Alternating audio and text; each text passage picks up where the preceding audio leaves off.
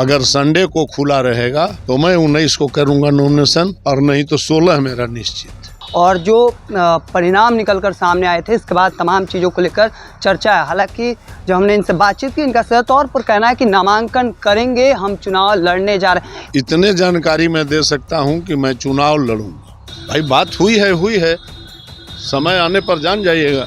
भविष्य में है, उस पर हम कुछ नहीं बोल सकते।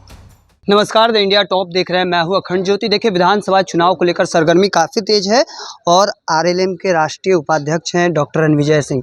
गो से तैयारी लगातार चल रही थी। क्या कुछ जानकारी अब तक है सर? जानकारी कुछ नहीं है, जानकारी जो होगी आपको बता दिया जाएगा। इतने जानकारी मैं दे सकता हूं कि मैं चुनाव लड़ूंगा निश्चित रूप से, और 16 के ऐसे नॉमिनेशन हम रखे हैं अपना। अगर संडे को भी खुलने की बात चल रही है, जो पॉलिटिकल पार्टियां लिख के दी है चुनाव आयोग को, अगर संडे को खुला रहेगा तो मैं 19 को करूंगा नॉमिनेशन, और नहीं तो 16 मेरा निश्चित। चर्चा है कि कुछ अंदर खाने जो चर्चा चल रही है कि पार्टी को लेकर के अलग सिंबल हो सकता है, ये तमाम चीज़ें जो हैं। अब वो सब जो होगा सामने देखिएगा।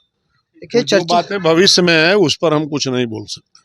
देखिए, चर्चा इस बात को लेकर लगातार चल रही है कि अंदर खाने बदलाव किया जा सकता है।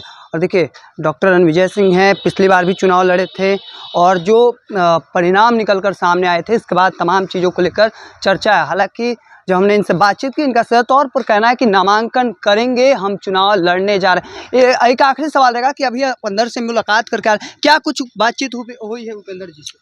भाई क्या बात हुई है से हम आपको बता दें, क्या बता देंगे? भाई बात हुई है, समय आने पर जान जाइएगा। समय आने पर खुलासा करेंगे क्या कुछ बातचीत हुई है। देखिए, अब आगे की तस्वीर देखना दिलचस्प रहेगा कि क्या कुछ निकलकर सामने आता है। डॉक्टर रणविजय कुमार से तौर पर बातचीत करके निकले हैं उपेंद्र कुशवाहा से, और अंदर खाने क्या कुछ बातचीत हुई है। लगातार इस बात को लेकर चर्चा चल रही है कि गो विधानसभा से डॉक्टर रणविजय कुमार ताल ठोकने जा रहे हैं। और देखिए, जो चर्चा थी कि सीट भले ही खाते में ना आई हो, पर वह चुनावी मैदान में उतरने वाले हैं। और देखिए, अंदर खाने जब बातचीत करके निकले तो सीधे तौर पर वह ऐलान कर दिए हैं कि वह मैदान में उतरेंगे, यानी कि बातचीत लगभग तय माना जा रहा है कि वह चुनाव मैदान में उतरेंगे। सिंबल को लेकर जहां तक सवाल है, वह यहाँ तक कहते नजर आ रहे हैं कि अब आने वाला कुछ दिन में वक्त बताएगा, नॉमिनेशन जरूर करेंगे। ये तमाम चीजें लगातार जिस तरीके से सुर्खियों में बना हुआ है।